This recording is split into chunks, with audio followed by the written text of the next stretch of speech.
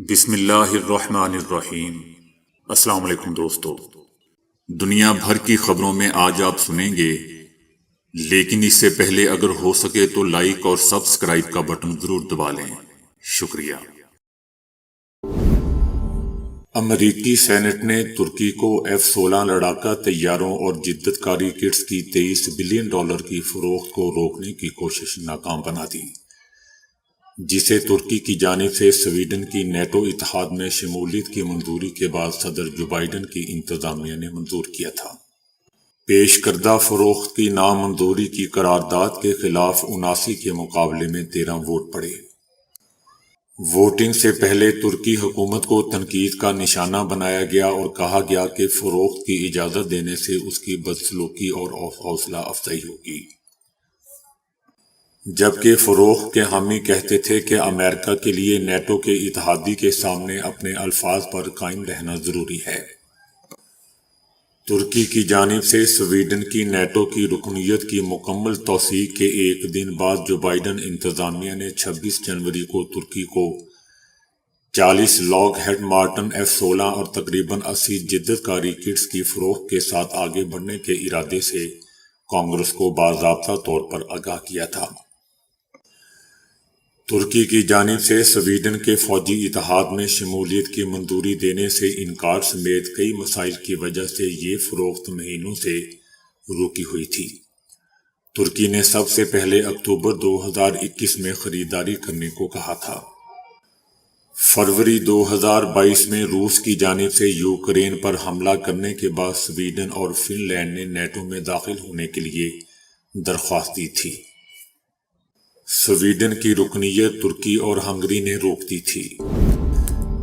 ایران کے supreme leader خامنائی کا کہنا ہے کہ میں نے گزشتہ انتخابات میں بھی کہا تھا کہ اب بھی کہہ رہا ہوں کہ ہمیشہ ووٹ ڈالیں۔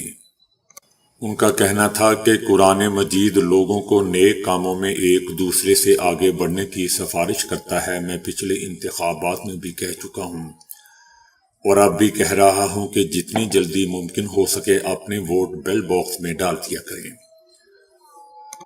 سپریم لیڈر آیت اللہ خامنائی نے انتخابات میں شرکت کرنے یا نہ کرنے کی کشمکش میں مبتلا لوگوں کو نصیحت کرتے ہوئے کہا کہ اچھے کام میں استخارے کی کوئی ضرورت نہیں ہوتی۔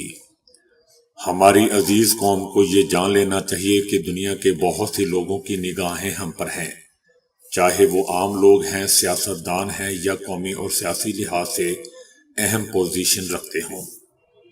ساری دنیا کی نظریں ایران پر لگی ہوئی ہیں اور وہ دیکھنا چاہتے ہیں کہ آپ اس الیکشن میں کیا کرتے ہیں اور آپ کے اس الیکشن کا نتیجہ کیا ہوتا ہے۔ شام میں ایرانی ٹھکانوں پر اسرائیلی حملوں میں اضافے نے نواحی علاقوں کو 3 پرتشدد دھماکوں نے ہلا کر رکھ دیا، جس کے بعد علاقے میں شہریوں میں خوف و ہراس پھیل گیا۔ اس حملے میں ایک گھر کے اندر 3 ایرانی کمانڈروں کو نشانہ بنایا گیا تھا، جس میں کم از کم ایک شخص کی موت واقع ہو گئی۔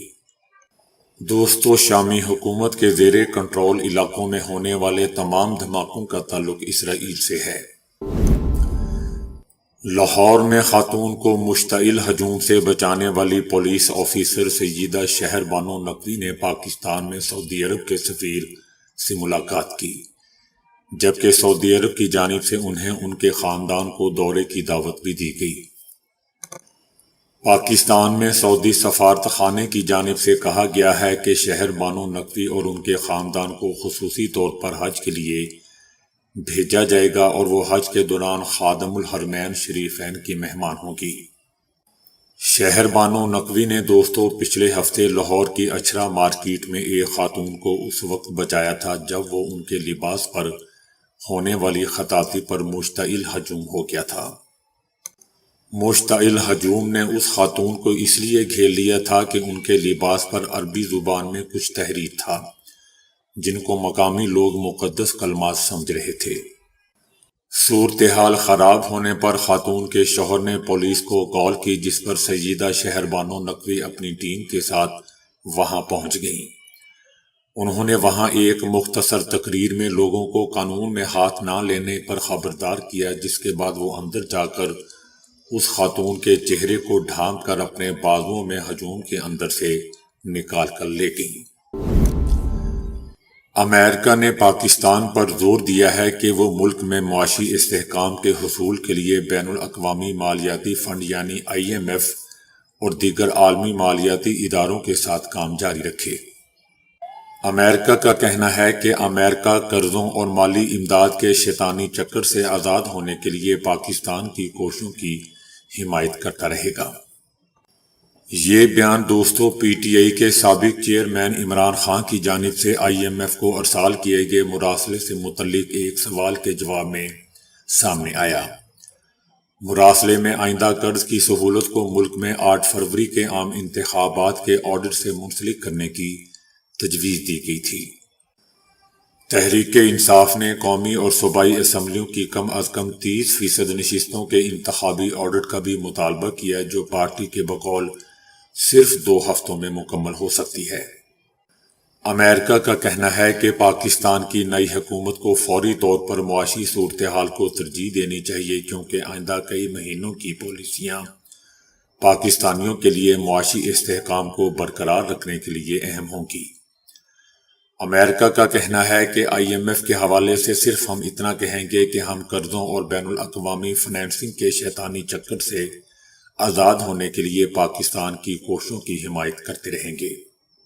امریکہ کا کہنا ہے کہ پاکستان کی حکومت کی طویل مدتی معاشی منصوبہ بندی اہم ہے۔ پاکستان کو حالیہ سالوں میں مالیاتی چیلنج کا سامنا ہے جس میں زر مبادلہ کے کم ہوتے ہوئے ذخائر، اپنی قومی کرنسی کی گرتی ہوئی قدر بھی ہے۔ پولیس نے عمران ریاض کو زمان پارک کے باہر پولیس پر حملہ اور سرکاری گاڑیوں کی توڑ پھوڑ کے مقدمے میں گرفتار کر لیا۔ پولیس نے عمران ریاض کو جسمانی ریمانڈ کی درخواست کے لیے عدالت میں پیش کیا اور اس سے جسمانی ریمانڈ کی درخواست کی۔ حزب اللہ نے اعلان کیا ہے کہ اس نے راکٹوں کے ذریعے غیر قانونی یہودی بستی ایلون کو نشانہ بنایا ہے۔ مجاہدین نے لبنان کے مختلف علاقوں میں اسرائیلی جارحیت اور لبنانی شہریوں کو نشانہ بنانے کی اسرائیلی کارروائیوں کا جواب دیا ہے۔ غاصب صہیونی فوج کے ریڈیو نے اعلان کیا ہے کہ فوجی چھاتہ بردار بریگیڈ غزہ کی پٹی کے جنوب میں خان یونس سے نکل آئے گا اور ایک دوسرا بریگیڈ ان کی جگہ لے لے گا۔ دوستو یاد رہے کہ گولانی چھاتہ بردار اور گیواتی بریگیڈ جنگ غزہ میں غاصب صہیونی رجیم کے اہم ترین بریگیڈ میں سے ہیں جنہیں جدید اور وسیع آلات کے ساتھ ساتھ تجربہ کار فوجی بھی میسر ہیں۔ صہیونی فوج نے دوستو چھاتہ بردار بریگیڈ کے خان یونس میں داخلے سے متعلق ایک اعلان کیا تھا کہ غزہ کی پٹی کے اس حصے میں تعینات فوجی بریگیڈز کی تعداد 7 ہو گئی ہے اور غاصب صہیونی فوج کا خان یونس میں بنیادی ہدف فوجی آپریشن کو بڑھانا ہے۔ تاہم کچھ ہی عرصے میں فلسطینی مزاحمتی قوتوں کے مقابلے میں غاصب صہیونی فوج کی مسلسل شکستوں اور ناکامیوں کے باعث مکمل گولانی بریگیڈ سمیت چھاتہ برداروں کی کئی ایک بٹالین بھی فوجی حکمت عملی میں تبدیلی کا دعویٰ کرتے ہوئے غزہ کی پٹی سے عقب نشینی اختیار کر گئی تھی۔ آج ایک صہیونی ٹی وی نے گیواتی بریگیڈ میں انارکی اور اس کے بعد سپاہیوں کی بغاوت کی بھی خبر دی ہے۔ اس حوالے سے صہیونی ٹیلی ویژن نے اعلان کیا ہے کہ اس بریگیڈ کے 9 سپاہیوں کو بغاوت کی وجہ سے فوج سے نکال دیا گیا ہے جو اس وقت غزہ کی پٹی سے نکل آئے ہیں۔ اس خبر کے اعلان کے بعد ان 9 فوجیوں کے اہل خانہ کا کہنا ہے کہ وہ غزہ کی جنگ سے تھک چکے ہیں۔ غزہ میں امداد لینے کے لیے میدان میں جمع ہونے والے فلسطینی خواتین اور بچوں پر اسرائیلی فوج کی اندھا دھند فائرنگ میں دوستو 104 افراد شہید اور 760 زخمی ہو گئے۔ فلسطین کی وزارت صحت نے تصدیق کی ہے کہ اسرائیلی فوج نے شمالی غزہ میں امدادی سامان کے انتظار میں کھڑے فلسطینیوں پر فائرنگ کی۔ فلسطینی وزارت صحت کے مطابق اسرائیلی فوج کی فائرنگ سے 104 فلسطینی شہید اور 760 زخمی ہو گئے۔ زخمیوں میں سے بھی اکثر کی حالت نازک ہونے کے سبب اموات میں اضافے کا خدشہ ظاہر کیا جا رہا ہے۔ دوسری جانب اسرائیلی فوج کا کہنا ہے کہ امدادی سامان سے لدے ٹرک جیسے غزہ میں داخل ہوئے امداد کے لیے منتظر شہری ٹوٹ پڑے اور اس دھکم پیل میں درجنوں افراد زخمی ہو گئے، جبکہ دوستوں مقامی میڈیا نے تصدیق کی ہے کہ امداد لینے کے لیے ٹرک کا گھیراؤ کرنے والے فلسطینیوں کو قریب آنے پر اسرائیلی فوجیوں نے براہ راست گولیاں ماری۔ یاد رہے کہ غزہ پر 7 اکتوبر سے جاری اسرائیلی بمباری میں شہید ہونے والے فلسطینیوں کی تعداد دوستوں 30,000 سے تجاوز کر گئی ہے، جبکہ 60,000 زخمی ہیں۔ زخمیوں میں بھی نصف تعداد خواتین اور بچوں کی ہے۔ شعبان اپنے اختتام کی جانب گامزن ہے اور مبارک ترین مہینے رمضان کی آمد ہے، جس کا چاند دیکھنے کے لیے اسلامی ممالک نے خصوصی انتظامات کیے ہیں۔ ابن طارق، ماؤنڈر، پروین اور الیاس جیسے مشہور ماہرین فلکیات اس بات پر متفق ہیں کہ 10 مارچ پورے عرب اور اسلامی دنیا میں چاند کو آنکھ یا دوربین سے نہیں دیکھا جا سکتا۔ ماہرین فلکیات کا کہنا ہے کہ اسلامی ممالک میں پہلا رمضان 11 مارچ کو ہونے کے زیادہ امکانات ہیں، لہذا اسلامی ممالک میں رمضان المبارک کا آغاز 12 مارچ بروز منگل کے دن سے متوقع ہے۔ 9 مئی کیسز پر سماعت کے دوران اسپیشل پروسیکیوٹر نے اپنے دلائل مکمل کر لیے ہیں، جس میں انہوں نے عمران خان کو مرکزی ملزم قرار دے دیا ہے۔ عدالت 9 مئی جلاؤ گھیراؤ کے مختلف 7 مقدمات میں عمران خان کی عبوری ضمانتوں کی درخواستوں پر سماعت ہوئی، جس میں اسپیشل پروسیکیوٹر رانا شکیل نے عمران خان کو 9 مئی کے مقدمے کا مرکزی ملزم قرار دے دیا۔ ان کا کہنا تھا کہ عمران خان مرکزی ملزم ہے، گواہوں کے بیانات موجود ہیں۔ عمران خان نے تحریک انصاف کے تمام رہنماؤں کو فوجی تنصیبات جلانے کا کہا۔ اسپیشل پروسیکیوٹر نے عدالت میں گواہوں کے بیانات بھی پڑھ کر سنائے۔ عدالت نے استفسار کیا کہ کیا عمران خان نے عوام کو اداروں کے خلاف حملہ کرنے کا کوئی ٹویٹ کیا، جس پر اسپیشل پروسیکیوٹر نے بتایا کہ جی ہاں، بہت سی ٹویٹس اور انسٹاگرام پر پیغامات ہیں۔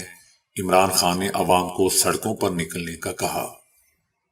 یاد رہے دوستوں کہ عمران خان کے خلاف جناح ہاؤس، عسکری ٹاور جلاؤ گھیراؤ سمیت 7 مقدمات درج ہیں۔ لبلبے کے کینسر کو اکثر بیشتر خاموش قاتل بھی کہا جاتا ہے، کیونکہ ابتدائی مراحل میں دوستوں اس کی برائے نام ہی علامات ظاہر ہوتی ہیں، جن کی وجہ سے اس کی تشخیص بہت ہی مشکل ہو جاتی ہے۔ یہ کینسر کی وہ قسم ہے جس کا آغاز لبلبے سے ہوتا ہے۔ لبلبہ انسانی معدے کے پچھلی جانب ہوتا ہے اور خوراک کو ہضم کرنے اور ہارمون کی پیداوار میں مددگار ہوتا ہے۔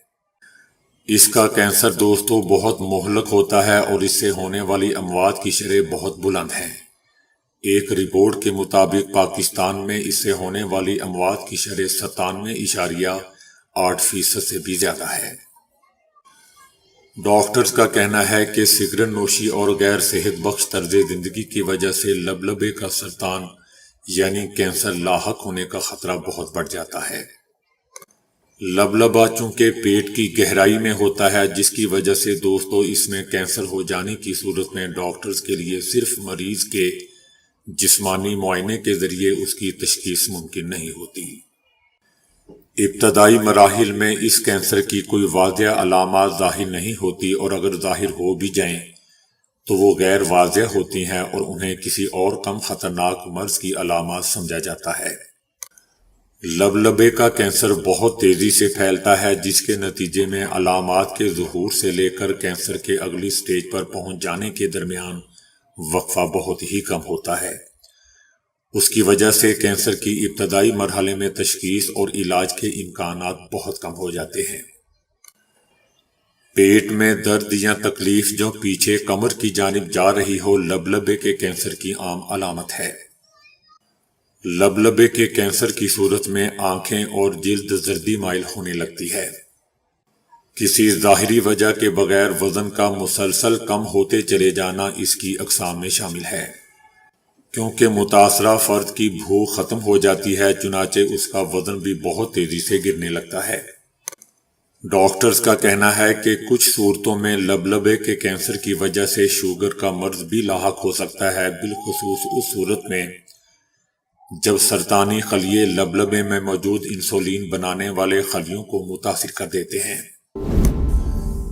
بنگلہ دیش کے دارالحکومت ڈھاکہ کے ایک ریسٹورنٹ میں آگ لگنے سے 243 افراد مارے گئے۔ آگ ڈھاکہ کے متمول علاقے میں واقع بریانی کے ریسٹوران میں لگی آگ سے 40 افراد جھلس کر زخمی ہو گئے، جن کا برن ہاسپٹل میں علاج جاری ہے۔ آگ بریانی ریسٹورنٹ میں لگی جس نے 7 منزلہ عمارت کو اوپر والے فلورز کو بھی اپنی لپیٹ میں لے لیا۔ آگ میں گھرے 75 افراد کو بحفاظت نکال لیا گیا ہے۔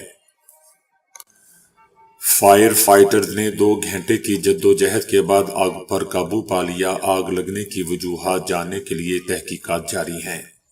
حکام نے اموات میں اضافے کا خدشہ ظاہر کیا ہے۔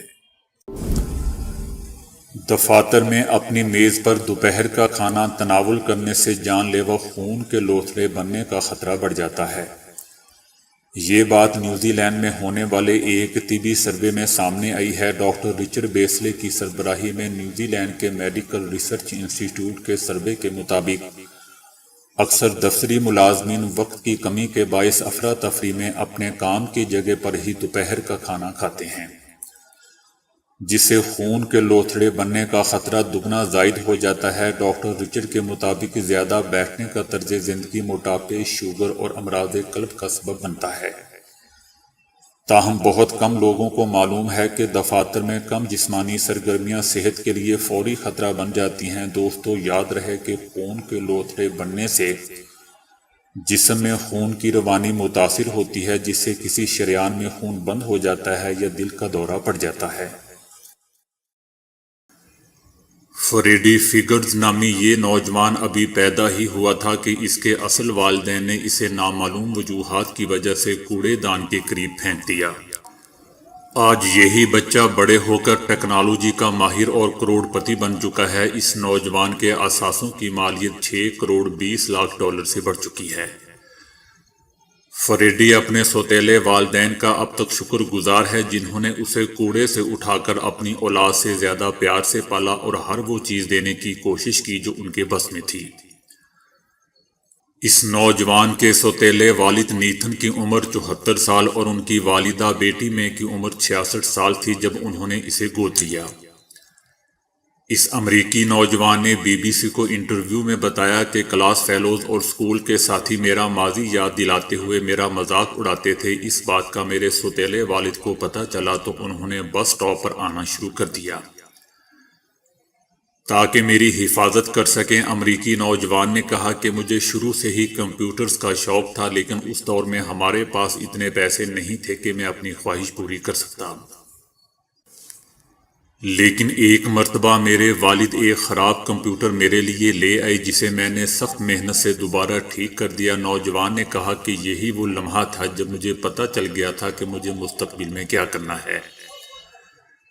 اس نوجوان نے 10 سال کی عمر میں کمپیوٹر کوڈنگ سیکھی۔ 12 سال کی عمر میں انہیں پہلی نوکری ملی۔ 15 سال کی عمر میں وہ ضلعی انتظامیہ کے لیے کام کر رہا تھا۔ فریڈی جب 17 سال کا ہوا تو ان کے والد الزائمر میں مبتلا ہو گئے۔ وہ اکثر گھر سے باہر نکل جایا کرتے تھے۔ نوجوان کو خدشہ پیدا ہوا کہ اس کے والد کہیں گم نہ ہو جائیں، اس لیے اس نے ان کے جوتوں کے لیے ایسی ڈیوائس تیار کی جس سے ان کی لوکیشن کا پتہ چل جاتا تھا۔ کچھ سال بعد فریڈی کی بنائی ہوئی یہی ٹیکنالوجی 20 لاکھ سے زیادہ ڈالرز میں فروخت ہوئی۔ بعد میں اس نوجوان نے اپنی ٹیلی کمیونیکیشن کمپنی بنائی۔ آج اس کمپنی کی مالیت کروڑوں ڈالر تک پہنچ چکی ہے۔ تو دوستو، ابھی کے لیے اتنا ہی۔ ویڈیو کو لائک اور شیئر کرنے کا بہت بہت شکریہ۔